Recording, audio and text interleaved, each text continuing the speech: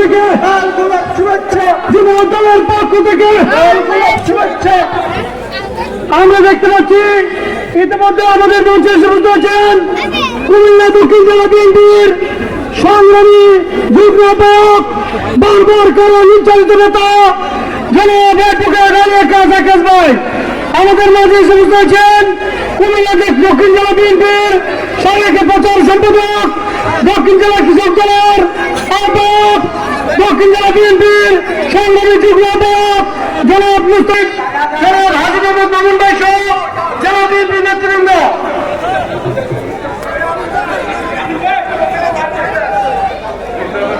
Live video করিং বলে হ্যাঁ খারাপ দিয়ে কৃষক দলের যুগ্ম আহ্বায়ক জেলা জনাব হোসেন মোহাম্মদ ফারুক ভাই সহ অন্যান্য নেতৃবৃন্দ।